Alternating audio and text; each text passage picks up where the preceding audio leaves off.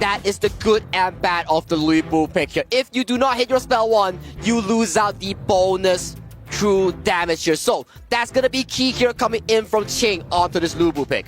Okay, so the whole roles, you have to deal with the Thorns. Can they deal with the Thorn? That is TT Global. That's exactly it. The BPs have been locked in. A lot of aggression, a lot of disruption between these two teams. But who is going to disrupt the best? Will it be the AGAL? Or will it be TT Global going into what potentially could be match point? Okay, so stock standard from both teams, right? They will play that farm lane matchup, the clash lane matchup as well. This one is a very skill-based, positioning-based matchup in the lanes for both teams. But what's not normal here is Yinluo being swapped towards the mid lane here, mitigating the laning capability from Snowy on this Diren here. And to add on note to that, Zoe has decided to start from the farm lane here, and a lot of pressure has been confirmed onto this Floorborn tank. Okay, they need to get this Fire Beak at the bottom here. This is where it's so important. The Smite not going to be available. Oh no! It goes over to Snowy here as Zoe does not get the auto attack here, but Yinluo on AGAL still gets a lot of farming tempo, a lot of room to scale on this Marco Polo. So he did steal that ball, right? So this ball camp is actually feeding Yinluo quite a bit. He does have an advantage, slight one, albeit against Snowy. So for now, Snowy straight away boots of fortitude to make sure he has physical defense. Oh, you gotta see one thing's for sure here. Sunrise is slowly going towards level 4 here, and Zoe yet to clear his Azure Golem here. Sunrise definitely going to look at this invade. Yes, he's going to be 4. He does have the Dream Roam, but no need to take extra risks, right? We already have that slight advantage. Actually, it's not that slight, it's about 600 gold. Ooh, big poke here onto Zoe on this Floorborn tank here. So, spectators, if you're watching this game in the in-game map, check out and get that spectator gift, the KWC recall. The poke potentially of the Xiao Qiao, man, it's just so crazy. Like, you think you're safe into the backline, like Shui there, and he just gets chonked down. I mean, Liam Po at low level is definitely going to be taking a beating here. And good Xiao Qiao players kind of maximize the range, right? Because at max range, it does the double hit on you. And I think that's going to be a big game changer for the side of TT Global. For now, I think they can't catch Yinluo out, that much for now, but I think with the goal lead, they can kind of secure a couple of advantages across the map. 1,000 in the lead for TT Global. That is a very healthy lead here coming in from TT Global, but good news here for AG fans, Tremble Mortals has been expended by Ching towards the clash lane here, so Ran on this lane has more room to breathe towards the mid game. Okay, look at what Joy is doing. He's buying time by moving into the jungle on the side of AGAL. He now knows the timing of that Crimson Golem. So let's see what they do with that information. I'm liking what AG is doing here as well, right? They are making so much room for Yinluo to farm here. Ultimate has been popped towards the mid lane. Live from Yuya on that screen here, fans are cheering for TT and AGAL. Alright, put up your hands. And take a look at who is watching as well. BTK, they are looking to be the new kings. But for now, TT Global, well on their way to be on that throne. On that throne, and look at Joy and Shui as they are looking to get control of the map right now. Crane steals away that Fire Phoenix camp. Right now, Snowy, Crane funneling farm towards each other, making sure that they have enough gold. Shun gets caught out. Oh, the Bright Lair versus Wallaby. CFA is going to come in clutch. No! Shun gets taken down as well here. Shui maybe a little bit too late, but that 4-minute mark is going to keep that T1 alive. Not exactly the best situation. Shui did burn out his flash as well. So this is a fight I think AGAL might not be in favor for the Tempest, for the Tyrant. Snowy is so on point right now. That flash ultimate coming in from the Diren really caught Shun off guard. And the follow-up damage was just so clean coming in from TT Global. Okay, positional advantage for the side of TT Global. Joy does not have his passive yet, so there is a chance for a steal. Chance for a steal here. We do see Zoe to the backline. Dream Rogue does actually commit onto it, but it's going to be stolen by AGAL. The crucial kill theft is going to give AGAL that extra damage in the early game. Yinluo comes in clutch, gets the Resplendent Revolver, steals away the crucial Tyrant of this potential elimination game. Look at the potential motivation coming in from Shui. He's looking to give rotational advantage towards Yinluo. And it's a double whammy because Yinluo did not have to burn out his Purify, right? So he still gets to keep his common spell, and now AGAL in fighting shape.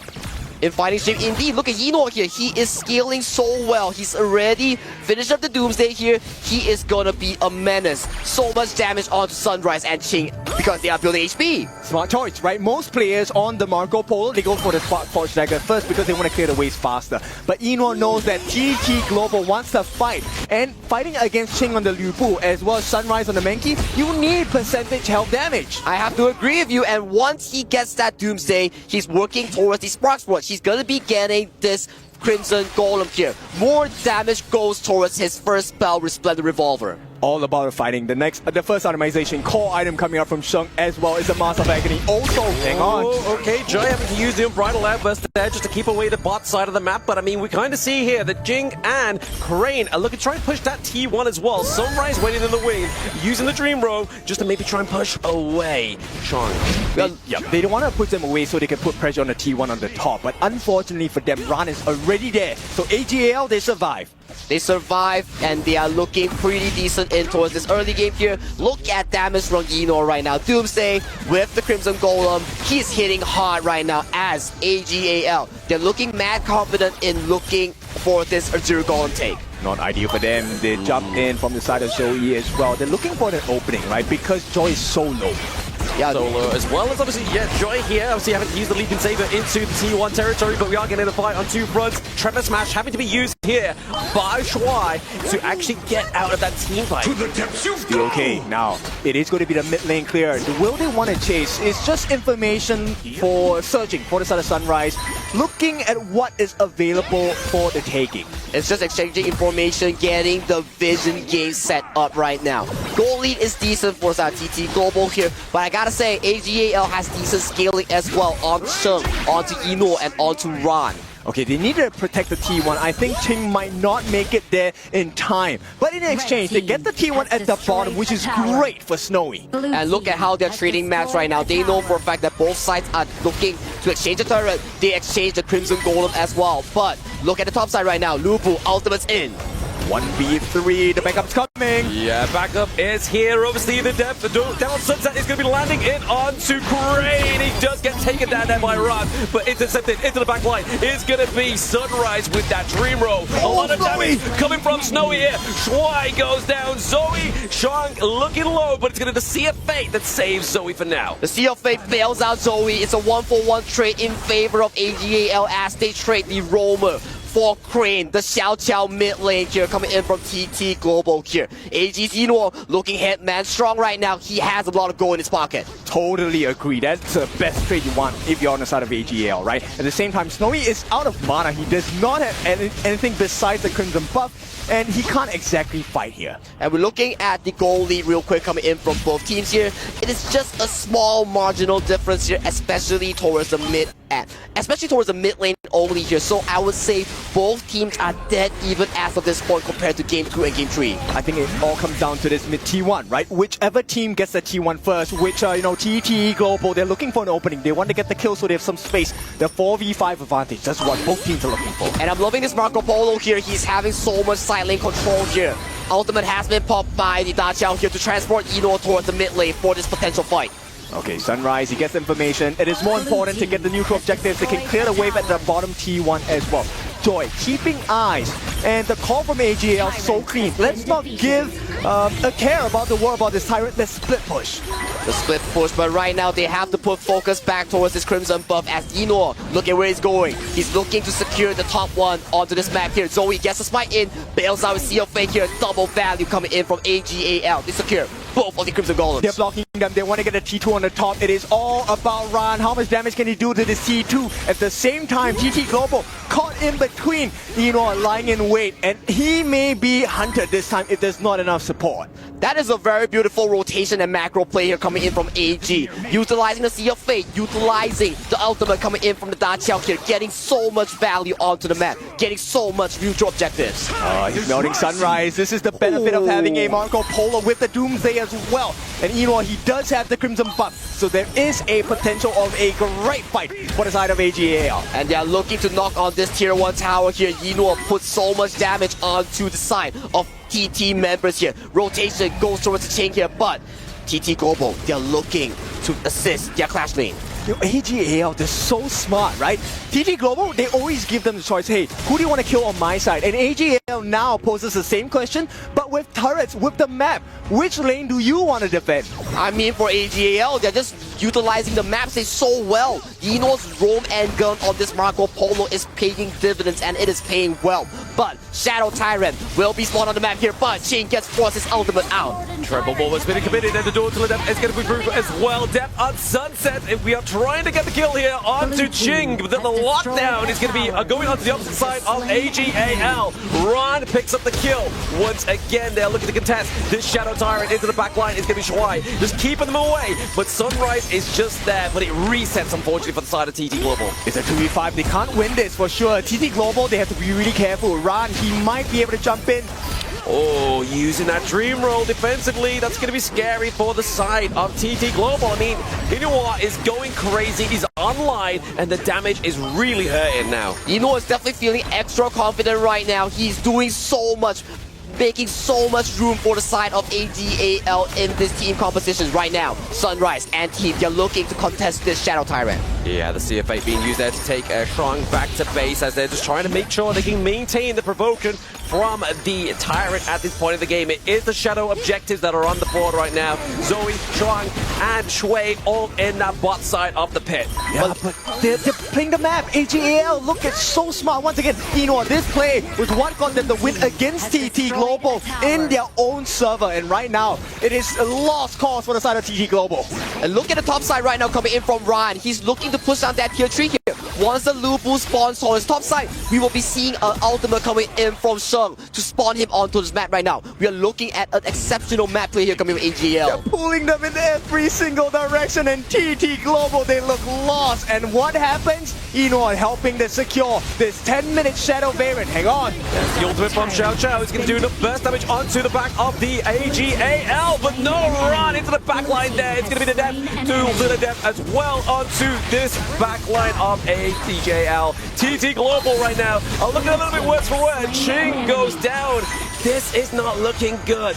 This is not looking good indeed, and look at the map say right now, Yino, he knows for a fact that the fight is over. He's so good at finding these resources, and AGAL, with that fight, secured the Shadow Tyrant. 3 kills from TT Global. They cement a 4,000 goal lead. Yeah, this is typical AG gameplay, right? They make you choose, and once you choose wrong, you're gonna die. Yeah, there it is once again. Access into the backline just really showing how impressive Ron is on this lane. Just drive them away from that T3 and get the objective. Don't care about the kill. Yeah, this series is not over yet. Hang on, he has to run for his life. He does, but I mean, right now they could obviously still use the either whirlpool if they really needed to. They have kept it there. They're just making sure they got a safe bet for Yuan to get out of that. And just look at the goal difference here coming in from Yino here. The roam and gun play style coming in from Yino is paying dividends, and it is paying so sweet and well here. 10,000 onto the board here for this Marco Polo. It's about 1,000 ahead between each lane and each row, and this is a difficult situation for TT Global. And now AG finally, for the first time in 4 games, they are having the lead. Once again, as we talked about this, AGAL, you can never count them out. Their experience, their achievements brings them thus far, and right now they are looking eyes sharp in this game number 5 of a best of 7 series. They have no answers, right? Sheng on this star chart is just making them play the map, and TT Global looks so lost. They can't make the correct decisions, and when they can't decide, this is where AGAL pounces. They are pouncing, and look at Joy. He is almost close to the unbridled outburst. A resplendent revolver heads towards his face. He's going extremely low, but right now they're just fighting for the map as Zoe secures that Shadow Overlord. Not a good situation for the side of TT Global. AGAL fans, they're happy with this. They want to see them win, and this time is an advantage you cannot ignore. You cannot ignore the mid-wave goes into this tower as AGAL has the supreme wave domination here. Zoe goes for a small push. The unbridled outburst does catch onto the backline here as well, but it's going to be obviously Ron into the backline of TT Global with the help of Shuai. We see the other whirlpool being placed out into the mid lane, and Ron is finally getting taken down, but it's going to be that pressure just creating the illusion here for AGAL. What happened to that confidence? What happened to that composition? Ron now down, 5 members still alive on the side of TT Global. They will be able to deal with the threat from that Shadow Overlord and Vanguards. That is a good defense play here coming coming in from TT Global here. Snowy surviving the insane dive coming in from Ron and Swipe without even burning the flasher. That is good news for TT Global. Yeah, TT Global, they make that recovery. Snowy now catching up a little bit, still 1,000 behind Enor, but Enor already at 12, close to 12,000. He should be 6 slotted. He has the Crimson buff. This is a great fight. If AGAL can recompose their positioning. They are looking to recompose and they force away TT Global's attempt onto this mid-tier 1 here. Look at the map state right now. Shadow Tyrant is about to be spawned another time onto the map. If you look at Yinor, he knows for a fact that he is so strong onto this side that he is bullying everyone coming from TT Global. AGL, they need to be very careful about the timings here, right? If they allow this game to go into a Tempest Dragon game, it might be that 50-50 chance that TT Global are looking at. I have to agree with you. Look at the damage dealt here coming in from Snowy. 110,000 on this Direnjie. As long as he doesn't falter towards AGL's dive composition, he will always out-damage Yinor. But looking at the map composition, AGAL, they have definite superior map control. They're going in.